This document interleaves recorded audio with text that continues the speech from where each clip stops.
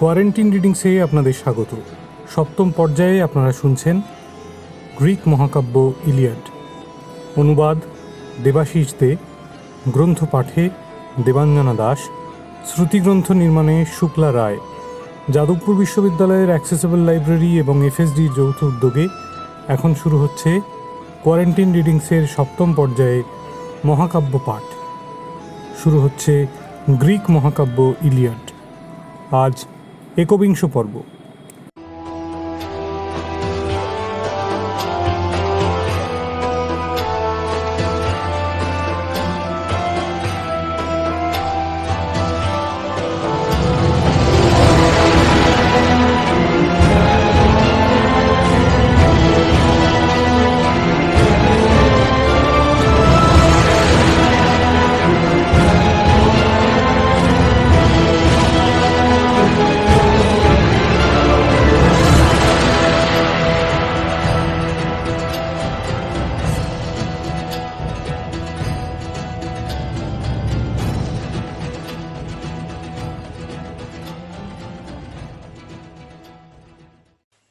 একবিংশতি অধ্যায়, page number 276। যুদ্ধ করতে করতে উভয় পক্ষের সৈন্যবাহিনী যখন মৃত্যুহীন জোভ পুত্র জ্যান্থাস নদের তীরে এসে উপস্থিত হল, তখন অ্যাকিলিস শত্রু সৈন্যদলকে দুটি ভাগে বিভক্ত করে এক দলকে নগরী অভিমুখে তাড়িত করতে করতে তাদের পশ্চাৎ ধাবন করলেন। অন্য দলটি জ্যান্থাস নদের তীরে উপস্থিত হয়ে দিগ্ভ্রান্ত পথিকের মতো পথের দিশা হারিয়ে ফেলল এবং ভয়ার্ত কণ্ঠে কোলাহল করতে করতে তারা জ্যান্থাসের জলে ঝাঁপিয়ে পড়ল। জ্যান্থাসের ঘূর্ণাবর্তের মধ্যে পড়ে তারা দিশেহারা হয়ে ইতস্তত সাঁতার দিতে লাগল। Page number 277। কোনো শুষ্ক তৃণক্ষেত্রে অগ্নিসংযোগ করা হলে ঝাঁকে ঝাঁকে পঙ্গপাল যেমন দিকবিদিক জ্ঞান শূন্য হয়ে নিকটবর্তী কোনো নদীবক্ষে এসে ঝাঁপিয়ে পড়ে, তেমনি অ্যাকিলিসের আক্রমণে ট্রয় সৈন্যরা তাদের রথাশ্ব সহ জ্যান্থাস নদের জলে ঝাঁপিয়ে পড়ল এবং জ্যান্থাসের জল ট্রয় সৈন্য ও তাদের রথাশ্বে পূর্ণ হয়ে উঠল। এরপরে অ্যাকিলিস জ্যান্থাসের তীরে একটি ঝোপের মধ্যে তাঁর বর্ষাটি রেখে শুধুমাত্র তরবারিটি হাতে নিয়ে জলে নেমে এলেন।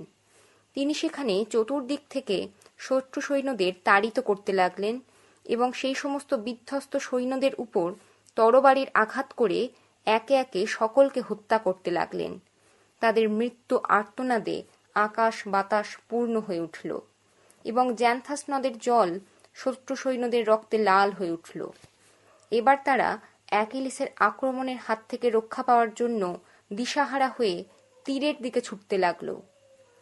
শত্রু সৈন্যদের হত্যা করতে করতে যখন অ্যাকিলিসের হাত দুটো ক্লান্ত হয়ে পড়ল, তখন তিনি প্যাট্রোক্লাসের হত্যার প্রতিশোধ নেওয়ার জন্য 12 জন জীবিত ট্রয় যুবককে নদীর জল থেকে টেনে তুলে তাদের হাত বেঁধে তাঁর অনুচরদের আদেশ করলেন তাদের অ্যাকিয়ান জাহাজে নিয়ে যেতে। পুনরায় তিনি রক্ততৃষ্ণায় কাতর হয়ে জ্যান্থাসের জলে ঝাঁপিয়ে পড়লেন। হঠাৎ অ্যাকিলিস দেখতে পেলেন প্রায়ামের অন্য আরেকজন পুত্র লাইকাওন জল থেকে উঠে পালাবার চেষ্টা করছে। তখন তিনি চিন্তা করলেন কিভাবে তাকে তিনি আক্রমণ ও হত্যা করবেন। এমন সময় অতি অপ্রত্যাশিতভাবে অ্যাকিলিসের সামনে উপস্থিত হয়ে তার হাঁটু দুটো জড়িয়ে ধরে প্রাণ ভিক্ষা চাইল। সে অত্যন্ত বিনয় সহকারে অ্যাকিলিসকে সম্বোধন করে বলল, কোটেশন শুরু, অ্যাকিলিস, আমাকে দয়া করো। অনেক দুঃখ কষ্ট সহ্য করে মাত্র 12 দিন আগে আমি ইলিয়ামে এসে পৌঁছেছি, কিন্তু নিষ্ঠুর নিয়তি আমাকে আবার তোমার হাতে সঁপে দিয়েছে।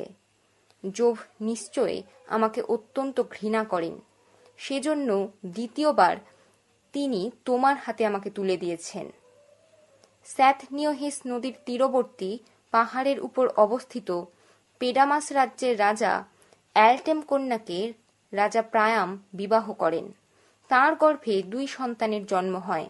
তাদের মধ্যে একজন হল পলিডোরাস, তাকে তুমি অনেক আগেই হত্যা করেছ, আর একজন হলাম হতভাগ্য আমি। দেবতারা যখন তোমার হাতে আমাকে আবার সঁপে দিয়েছেন, তখন আমি নিশ্চিত জানি যে তোমার হাত থেকে আমার রক্ষা নেই। আবার তোমাকে বলছি, যে হেক্টর তোমার প্রিয়তম বন্ধু ও সহযোদ্ধাকে হত্যা করেছে, সেই হেক্টর ও আমি একই মাতৃজঠর থেকে ভূমিষ্ঠ হইনি। কোটেশন শেষ। এইভাবে অ্যাকিলিসের কাছে কাতর আবেদন জানালো প্রায়াম পুত্র লাইকাওন। কিন্তু অ্যাকিলিস অত্যন্ত কঠোর স্বরে উত্তর দিলেন। তিনি বললেন, কোটেশন শুরু, যতদিন প্যাট্রোক্লাসের মৃত্যু হয়নি ততদিন ট্রয়বাসীদের অনেক সুযোগ দিয়েছি এবং জীবিত অবস্থায় যাদের বন্দি করে এনেছিলাম তাদের অনেককেই বিক্রি করে দিয়েছিলাম। কিন্তু যাদের এখন আমি চোখের সামনে দেখতে পাবো তারা আমার হাত থেকে পরিত্রাণ পাবে না। অবশ্যই আমার হাতে তাদের নিহত হতে হবে। ট্রয়বাসীদের সঙ্গেই প্রায়াম পুত্রদের মৃত্যুবরণ করতে হবে। সুতরাং বন্ধু, তুমিও মৃত্যুর জন্য প্রস্তুত হও। কিন্তু মৃত্যুতে তোমার এত ভয় কিসের? প্যাট্রোক্লাস ছিলেন তোমার থেকে অনেক দক্ষ ও রণকুশলী বীর যোদ্ধা। Page number 278। দেখো, তবুও তাকে মৃত্যুবরণ করতে হয়েছে।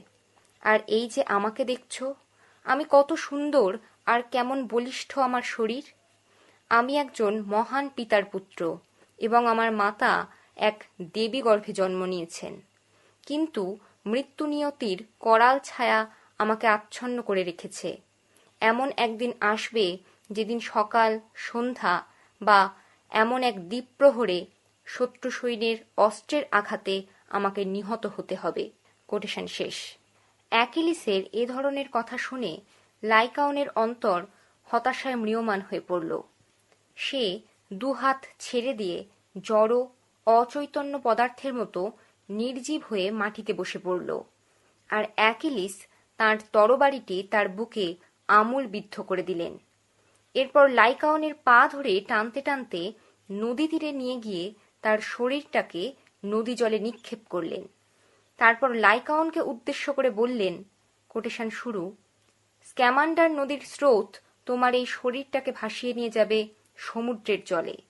সেখানে মাছেরা তোমার ক্ষতস্থান থেকে নিঃসৃত রক্ত লেহন করতে পারবে।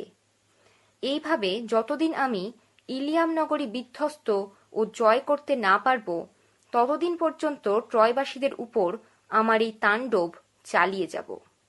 আমি যখন যুদ্ধ থেকে বিরত ছিলাম, তখন তোমরা যেভাবে অ্যাকিয়ান বীরদের ও আমার প্রিয়তম বন্ধু প্যাট্রোক্লাসের রক্তে তোমাদের তরবারি নিষিক্ত করেছ, এমন কাউকে কি তোমাদের মধ্যে খুঁজে পাওয়া যাবে যাদের পক্ষে সেই মৃত্যুর ঋণ পরিশোধ করা সম্ভব হবে? কোটেশন শেষ। অ্যাকিলিস যখন নদীগর্ভে নিক্ষিপ্ত প্রায়ামের নিহত পুত্র লাইকাওনের উদ্দেশ্যে এই সমস্ত কথা বলে চলেছিলেন, তখন তা শুনে স্ক্যামান্ডার নদীর জল ক্রোধে স্ফীত হয়ে উঠছিল। সে চিন্তা করছিল কিভাবে অ্যাকিলিসের ক্রোধ ও জিঘাংসার হাত থেকে ট্রয়বাসীদের রক্ষা করবে। ইতিমধ্যে পেলেউস পুত্র পেলিগন পুত্র অ্যাস্টারোপিয়াসকে হত্যা করার জন্য বর্ষা হাতে তাঁর উপর ঝাঁপিয়ে পড়লেন। অ্যাকিলিসের হাতে জ্যান্থাসের জলে বহু ট্রয়বীরের মৃত্যু ঘটলে জ্যান্থাস অ্যাস্টারোপিয়াসের মনে সাহস সঞ্চার করতে লাগলেন। অ্যাকিলিস ও অ্যাস্টারোপিয়াস উভয়ে পরস্পরের সম্মুখীন হলে অ্যাকিলিস অ্যাস্টারোপিয়াসকে সম্বোধন করে বললেন, কোটেশন শুরু, তুমি কে? কোথা থেকে তুমি এসেছ? কোন সাহসে তুমি আমার বিরুদ্ধে যুদ্ধ করতে এসেছ? তোমার মতো ঘৃণ্য পুত্রের পিতা মাতাকে ধিক। কোটেশন শেষ। অ্যাস্টারোপিয়াস তার উত্তরে বলল, কোটেশন শুরু, পেলেউস পুত্র, তুমি কেন আমার বংশ পরিচয় জানতে চাইছ? উর্বর দেশ পিওনিয়াতে আমি বসবাস করি। স্বচ্ছ সলিলা সমস্ত নদের মধ্যে শ্রেষ্ঠ যে নদ অ্যাক্সিয়াস, এবং তিনি পেলিগন নামে যে সন্তানের জন্ম দেন, সেই পেলিগনই আমার পিতা। এসো, বৃথা কালক্ষেপ না করে আমরা এখন যুদ্ধে প্রবৃত্ত হই। কোটেশন শেষ। তাকে এইভাবে যুদ্ধে আহ্বান জানাতে দেখে অ্যাকিলিস ক্রোধে ক্ষিপ্ত হয়ে তাকে লক্ষ্য করে একটি বর্ষা নিক্ষেপ করলেন। অ্যাস্টারোপিয়াসের দুই হাত সমগতিসম্পন্ন হওয়ার জন্য সে দুই হাতে দুটি বর্ষা নিক্ষেপ করল অ্যাকিলিসকে লক্ষ্য করে। একটি বর্ষা অ্যাকিলিসের দেবদত্ত ঢালে গিয়ে আঘাত করল এবং স্বর্ণস্তরে প্রতিহত হয়ে ফিরে এলো। দ্বিতীয় বর্ষাটি অ্যাকিলিসের দক্ষিণ বাহুর পুরোভাগ স্পর্শ করে কয়েক ফোঁটা রক্ত ঝরিয়ে দিয়ে তার পাশ দিয়ে চলে গেল এবং ভূমিপৃষ্ঠে বিদ্ধ হল। এরপর অ্যাকিলিস অ্যাস্টারোপিয়াসকে হত্যার মানসে তাকে লক্ষ্য করে তার বর্ষা নিক্ষেপ করলেন। সেটি তাকে আঘাত না করে নদী তীরের রুক্ষ মাটিতে গিয়ে বিদ্ধ হল। Page number 279। তার বর্ষা লক্ষ্যভ্রষ্ট হতে দেখে তরবারি কোষ মুক্ত করে তাকে আক্রমণ করলেন। অ্যাস্টারোপিয়াস তখন নদী তীরের কঠিন মাটি থেকে বর্ষাটি তুলে ফেলার চেষ্টা করছিল। সেই অবসরে অ্যাকিলিস তার নিকটবর্তী হয়ে তার তরবারিটি তার পৃষ্ঠদেশে আমূল বিদ্ধ করলেন এবং তার তীক্ষ্ণ ফলক উদর দিয়ে নির্গত হয়ে তৎক্ষণাৎ তার মৃত্যু ঘটাল।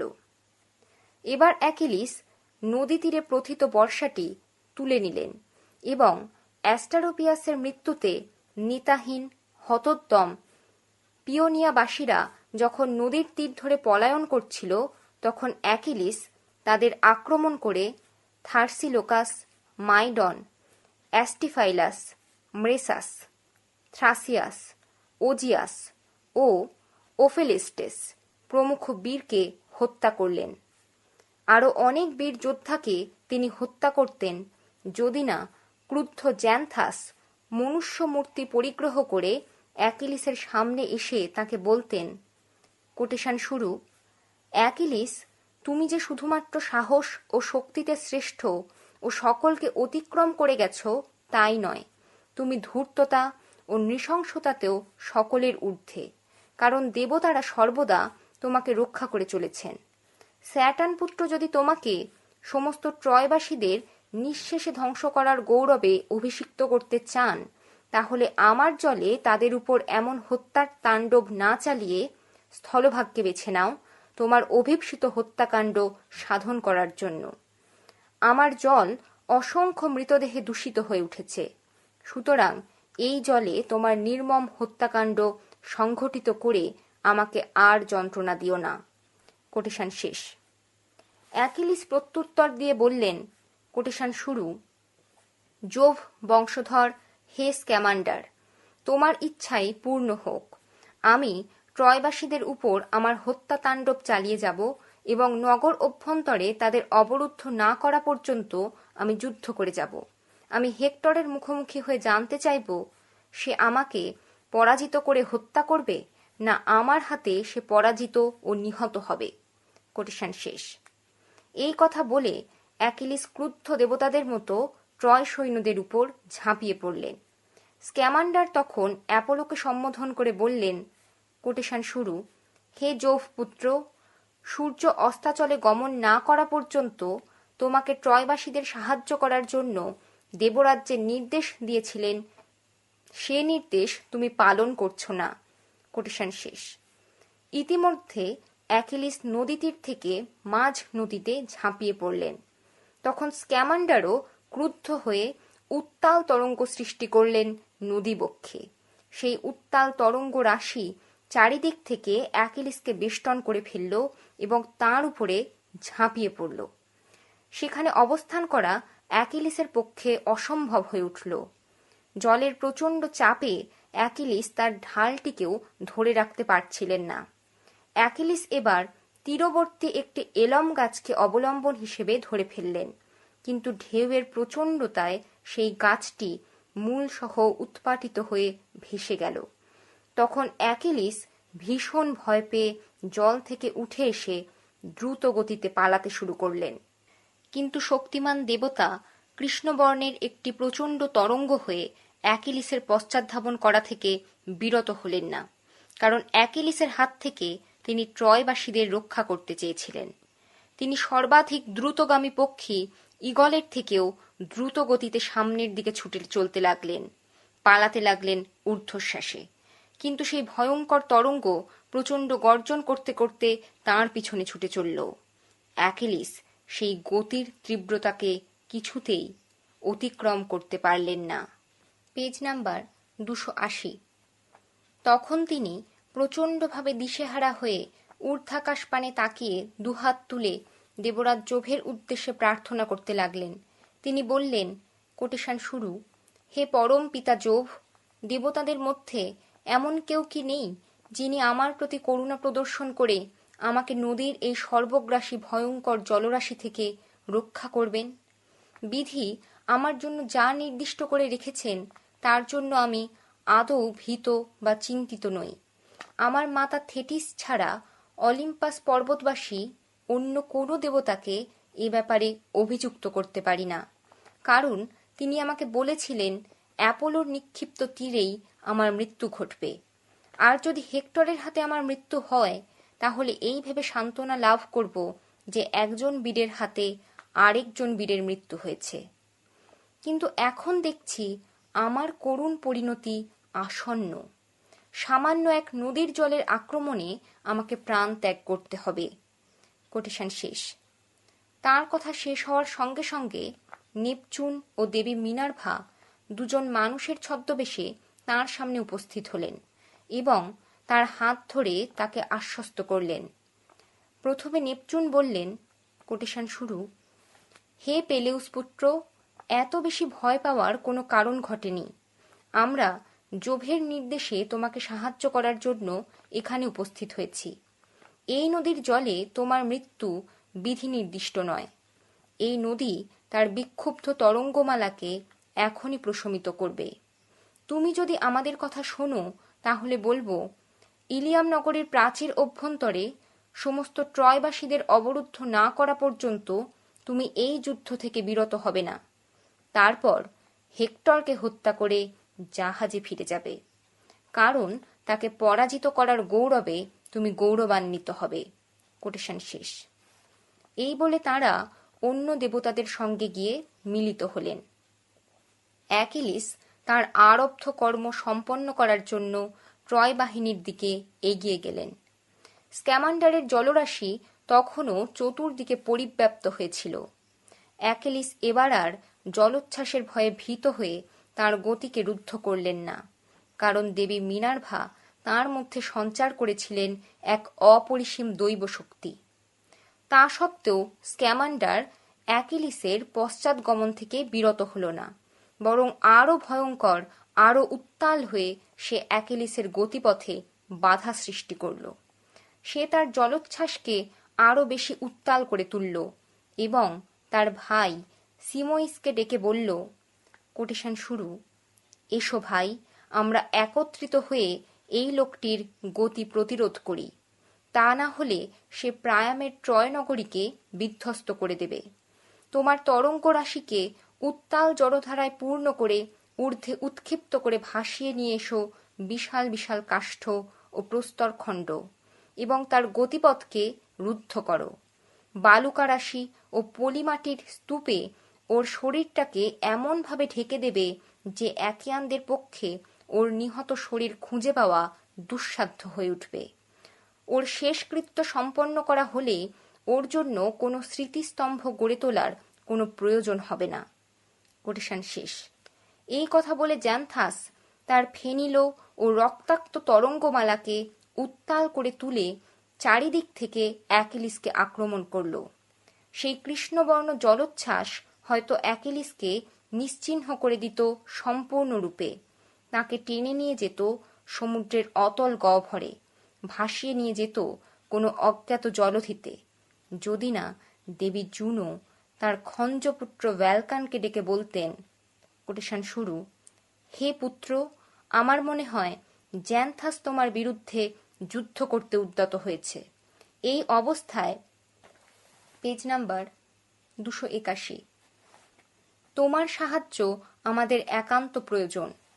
তুমি আদৌ বিলম্ব না করে তোমার শক্তিকে বিরাট এক অগ্নিকুণ্ডে প্রজ্বলিত করো, আর আমি পশ্চিমা ও দক্ষিণা বায়ুকে আদেশ করছি তারা যেন ভয়ঙ্কর এক ঝঞ্ঝা সৃষ্টি করে সেই প্রজ্বলিত অগ্নিকুণ্ডের লেলিহান শিখাগুলোকে চতুর্দিকে পরিব্যাপ্ত করে ভস্মীভূত করে ফেলে ট্রয় সৈন্যদের মৃতদেহগুলোকে। তুমি নিজে নদীর তীরে গিয়ে তীরবর্তী সমস্ত বৃক্ষগুলিকে অগ্নিদগ্ধ করে তোমার ভয়ঙ্কর অগ্নিকুণ্ড দ্বারা জ্যান্থাসকে চতুর্দিক থেকে এমনভাবে পরিবেষ্টন করে ফেলবে যাতে সে কোনো দিক দিয়ে নিষ্ক্রান্ত না হতে পারে। তার মিষ্টি কথা বা মিথ্যা স্তোক বাক্য তোমাকে যেন বিচলিত না করতে পারে। আমি যতক্ষণ না পর্যন্ত তাকে মুক্ত করার জন্য তোমাকে নির্দেশ দেব, ওই অবস্থা থেকে পরিত্রাণের জন্য তার কোনো অনুরোধ, উপরোধ, অনুনয়, বিনয় তোমাকে যেন স্পর্শ না করে। কোটেশন শেষ। দেবী জুনোর নির্দেশ মতো সেই নদী তীরের বিস্তীর্ণ প্রান্তরে এমন ভয়ঙ্কর এক অগ্নিকুণ্ড প্রজ্বলিত করলেন যাতে অ্যাকিলিসের দ্বারা নিহত ট্রয় সৈন্যদের মৃতদেহগুলো ভস্মীভূত হল এবং সেই বিশাল অগ্নিকুণ্ডের ভয়ঙ্কর উত্তাপে শুকিয়ে গেল বিস্তীর্ণ জলরাশি। এরপর তিনি সেই সর্বগ্রাসী আগুনের সর্পিল জিহ্বাগুলোকে নদীর দিকে ঘুরিয়ে দিলেন। সেই আগুনে ভস্মীভূত হয়ে গেল নদী তীরস্থ সমস্ত এলম, উইলো, ঝাউ এবং নদী তীরে বৃদ্ধিপ্রাপ্ত সমস্ত শালুক ও পদ্ম। তারপর সেই অগ্নিতাপে দগ্ধ করতে লাগলেন স্ক্যামান্ডারকে। সে তখন ভালক্যানকে সম্বোধন করে বলল, কোটেশন শুরু, তোমার বিরুদ্ধে কোনো দেবতার দাঁড়াবার সাধ্য নেই। এইভাবে যখন তুমি মহা অগ্নিকে প্রজ্বলিত করেছ, আমার সাধ্য কি আমি সেই ভয়ঙ্কর অগ্নিকে নির্বাপিত করি? সুতরাং তোমার অগ্নিবেষ্টনী থেকে আমাকে মুক্তি দাও। অ্যাকিলিস নগর থেকে ট্রয়বাসীদের এই মুহূর্তে বিতাড়িত করুক। অপরের কলহ বিবাদে লিপ্ত হয়ে আমার কি লাভ? কোটেশন শেষ। কিন্তু ভ্যালকান তার কোনো কথায় কর্ণপাত করলেন না। তখন সে মহা উত্তাপে দগ্ধ হতে হতে অনন্য পায়ে হয়ে দেবী জুনোর কাছে কাতর স্বরে প্রার্থনা করতে লাগল। সে বলল, কোটেশন শুরু, তোমার পুত্র কেন আমাকে এমনভাবে দগ্ধ করছে? অন্য দেবতারা যখন ট্রয়বাসীকে সাহায্য করছে, তখন আমার সাহায্য কেন দোষবহ হয়ে উঠল? তোমার পুত্রকে তোমার আদিষ্ট কর্ম থেকে বিরত হতে বলো। আমি শপথ করে বলছি, আমি ট্রয়বাসীদের ধ্বংসের হাত থেকে রক্ষা করার জন্য সমস্ত রকম প্রয়াস বা চেষ্টা থেকে বিরত থাকব। এমনকি অ্যাকিয়ান্তের দ্বারা প্রজ্বলিত অগ্নিশিখায় ট্রয় নগরী যখন ভস্মীভূত হতে থাকবে, তখনও আমি সম্পূর্ণ নিষ্পৃহ ও নির্বিকার থাকব। কোটেশন শেষ। স্ক্যামান্ডারের মুখে এই ধরনের প্রতিশ্রুতির কথা শুনে জুনো ভালক্যানকে বললেন, কোটেশন শুরু, পুত্র ভালক্যান, তোমার অগ্নিশিখাকে এবার নির্বাপিত করো। মর্তবাসী মানুষের জন্য কোনো দেবতার প্রতি এমন হিংসাত্মক আচরণ করা উচিত নয়। কোটেশন শেষ। ভালক্যান তার মায়ের কথা মতো সমস্ত আগুন নির্বাপিত করলেন আর জ্যান্থাস তার মনোরম আবাসে গিয়ে আশ্রয় নিল। ইতিমধ্যে সমস্ত দেবতাদের পরস্পরের মধ্যে মতদ্বৈততার ফলে ভয়ঙ্কর কলহ শুরু হয়ে গেল। জোভ অলিম্পাসের পর্বত শিখরে বসে তাদের এ কলহ উপভোগ করছিলেন মহানন্দে। Page number 282। মার্সি এই কলহের সূত্রপাতের কারণ। তরবারি হাতে ভয়ঙ্কর ক্রুদ্ধ হয়ে মার্স দেবী মিনার্ভার উপর ঝাঁপিয়ে পড়ে তাকে কুৎসিত ভাষায় তিরস্কার করতে লাগলেন। তিনি বললেন, কোটেশন শুরু, ওহে খ্যাঁকশিয়ালি, তুমি একবার টাইডেউস পুত্র ডায়োমেডকে আমাকে আঘাত করার জন্য প্ররোচিত করেছিলে এবং তুমি নিজে একটি বর্ষা দ্বারা আমাকে বিদ্ধ করেছিলে। তোমার পূর্বের কৃতকর্মের ফল এখন তোমাকে ভোগ করতে হবে। কোটেশন শেষ। এই বলে যুদ্ধ দেবতা মার্স দেবী মিনার্ভাকে লক্ষ্য করে এক ভয়ঙ্কর বর্ষা নিক্ষেপ করলেন। সেই বর্ষার লক্ষ্যস্থল থেকে তিনি সরে গিয়ে এক বিশাল প্রস্তরখণ্ড তুলে নিয়ে তা সবেগে নিক্ষেপ করলেন মার্সের মস্তক লক্ষ্য করে। সেই প্রস্তরখণ্ড তীব্র গতিতে ছুটে গিয়ে মার্সের ঘাড়ে আঘাত করল এবং সঙ্গে সঙ্গে তিনি পড়ে গেলেন। তার কেশজাল ধূলিধূসরিত হয়ে উঠল।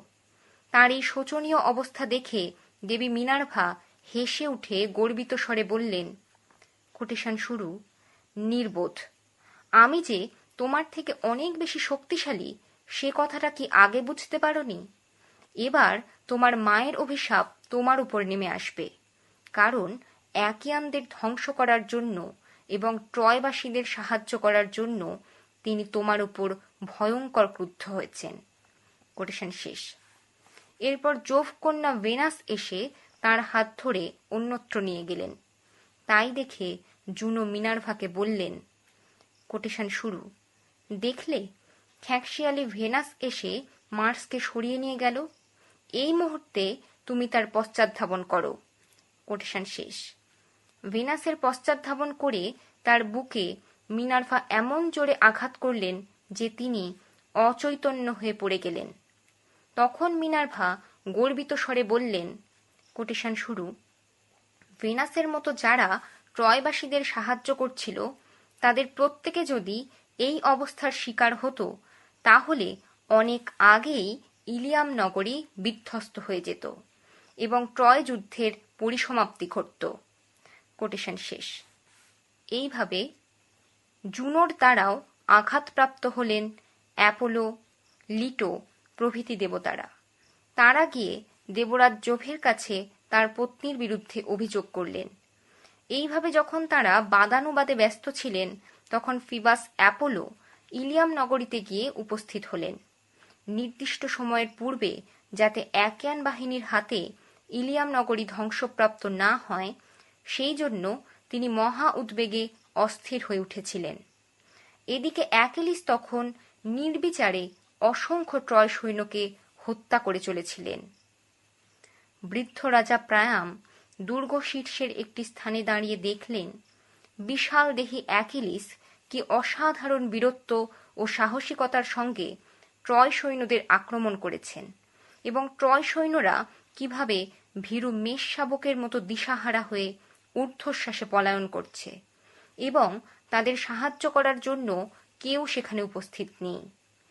এই দৃশ্য দেখে রাজা প্রায়াম দুর্গ শীর্ষ থেকে নেমে এসে দ্বার রক্ষকদের সমস্ত তোরণ দ্বার উন্মুক্ত করে দেবার আদেশ দিলেন, যাতে বিপর্যস্ত ও উদ্ভ্রান্ত ট্রয় সৈন্যরা নগর অভ্যন্তরে এসে আশ্রয় গ্রহণ করতে পারে, আর তারা ভিতরে প্রবেশ করলে সমস্ত তোরণ দ্বার যেন বন্ধ করে দেওয়া হয়, নতুবা ওই ভয়ঙ্কর ব্যক্তিটি নগর মধ্যে প্রবেশ করে সকলকে হত্যা করবে। রাজা প্রায়ামের আদেশে যখন সমস্ত নগর দ্বার উন্মুক্ত করে দেওয়া হলো তখন ট্রয় সৈন্যরা একসঙ্গে যাতে ভিতরে প্রবেশ করতে পারে সেই জন্য সকলের মধ্যে হুড়োহুড়ি বেঁধে গেল। Page number 283। অ্যাপোলো তখন তাদের সাহায্য করার জন্য দ্রুত বেগে নগর অভ্যন্তর থেকে বেরিয়ে এলেন। তিনি দেখলেন ধূলিমলিন শরীরে বিপন্ন ও বিপর্যস্ত ট্রয় সৈন্যরা উদ্ভ্রান্তের মতো ছুটে আসছে নগর অভ্যন্তরে প্রবেশ করার জন্য, আর জয়গৌরব ভূষিত অ্যাকিলিস তাদের পিছনে ছুটে আসছে মত্ত মাতঙ্গের মতো ভয়ঙ্কর মূর্তিতে। এইভাবে অ্যাকিলিসের নেতৃত্বে অ্যাকিয়ান সেনাবাহিনী হয়তো সুউচ্চ প্রাচীর পার্শ্বের তোরণদ্বার দিয়ে নগর অভ্যন্তরে প্রবেশ করত, কিন্তু অ্যান্টেনর পুত্র অ্যাজিনরের মধ্যে সাহস সঞ্চার করলেন ধনুর্ধারী দেব অ্যাপোলো।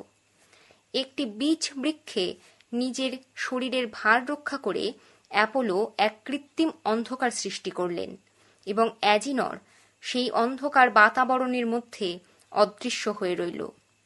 অ্যাজিনর তখন অ্যাকিলিসকে দেখে ভীষণ ভীত সন্ত্রস্ত হয়ে উঠল। সে নিজেকে প্রশ্ন করল, কোটেশন শুরু, আমি যদি অ্যাকিলিসের সামনে থেকে পালিয়ে যাই তাহলে অ্যাকিলিস আমাকে কাপুরুষ ভেবে আমার পশ্চাৎধাবন করে আমাকে ধরে ফেলবে এবং আমাকে হত্যা করবে। অ্যাকিলিসের দ্বারা বিতাড়িত হয়ে যখন ট্রয় সৈন্যরা ঊর্ধ্বশ্বাসে পলায়ন করছে তখন আমি কি ইলিয়াম নগরী থেকে দূরে বনের মধ্যে আত্মগোপন করব? নগর থেকে যখন আমি পালিয়ে যাব সে আমাকে নিশ্চয়ই দেখতে পাবে এবং আমাকে ধরে ফেলবে। আমি তার সম্মুখীন হয়ে তাকে আমার বর্ষা ফলকের দ্বারা বিদ্ধ করতে পারি। সে একজন মাংস চর্মে গঠিত মানুষ। দেবরাজ জোভ যতই তাকে জয়ের গৌরব দান করুন সে তো আর দেবতাদের মতো অমর নয়। কোটেশন শেষ। নিজের মনে এই কথা বলে আদৌ ভীত না হয়ে দৃঢ়পদে অ্যাকিলিসের জন্য অপেক্ষা করতে লাগল। এরপর অ্যাকিলিসকে উদ্দেশ্য করে বলল, কোটেশন শুরু। হে মহান অ্যাকিলিস, তোমার ধারণা তুমি আজই ট্রয় নগরী ধ্বংস করবে। তুমি যদি এমন কথা ভেবে থাকো তাহলে তুমি তোমার নির্বুদ্ধিতা প্রমাণ করবে। জেনে রেখো, তার আগে তোমাকে বিস্তর দুর্ভোগ সহ্য করতে হবে। আমার থেকে অনেক বড় বড় বীর তাদের মাতৃভূমি, পিতামাতা, স্ত্রী পুত্র ও আত্মীয় পরিজনকে রক্ষা করার জন্য এই ইলিয়ামে অবস্থান করছে। তুমি যত বড় বীর ও শক্তিশালী যোদ্ধা হও না কেন, তোমার মৃত্যু এখানে বিধি নির্দিষ্ট হয়ে আছে। কোটেশন শেষ। এই কথা বলে অ্যাজিনর অ্যাকিলিসকে লক্ষ্য করে তার বর্ষা নিক্ষেপ করল, আর সে বর্ষা তার জানুর নিচে আঘাত করল, কিন্তু দৈবানুগ্রহে সেটা তার গাত্র ত্বক স্পর্শ করতে পারল না। এবার অ্যাকিলিস অ্যাজিনরকে আক্রমণ করলেন, কিন্তু অ্যাপোলো এক ঘন কুয়াশাজাল সৃষ্টি করে তাকে অদৃশ্য অক্ষত অবস্থায় যুদ্ধক্ষেত্র থেকে অপসারিত করলেন। এরপর তিনি অ্যাকিলিসকে প্রাচীর দ্বার থেকে অন্যত্র সরিয়ে দেবার জন্য অ্যাজিনরের মূর্তি পরিগ্রহ করে তার সামনে এসে দাঁড়ালেন। এরপর অ্যাজিনর রূপী অ্যাপোলো তাকে বিভ্রান্ত করার জন্য ছুটতে ছুটতে নগর প্রান্তরের কাছে এসে উপস্থিত হলেন, এবং তাকে অনুসরণ করার জন্য অ্যাকিলিস তার গতি স্ক্যামান্ডার নদীর দিকে পরিবর্তন করতে বাধ্য হলেন। কিন্তু অ্যাকিলিসের যখনই মনে হচ্ছিল এইবার বুঝি তিনি অ্যাজিনরকে ধরে ফেলবেন, তখনই অ্যাজিনর বেশি অ্যাপোলো অন্যদিকে তার গতি পরিবর্তন করলেন। ইতিমধ্যে ভীত বিপর্যস্ত ট্রয় সৈন্যরা নগর অভ্যন্তরে গিয়ে আশ্রয় গ্রহণ করল। তাদের মধ্যে কে পলায়নে সক্ষম হয়েছে আর কে বা মৃত্যুর কবলিত হয়েছে সে কথা জানার জন্য কেউ আর সেখানে অপেক্ষা করল না।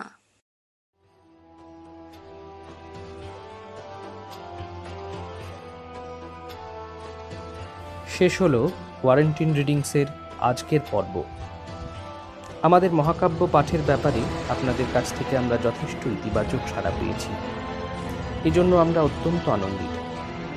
আমাদের কোয়ারেন্টিন রিডিংসের ব্যাপারে আপনাদের কোনো রকম মতামত বা পরামর্শ থাকলে যোগাযোগ করতে পারেন এই মেল আইডিতে info.fsdju@gmail.com।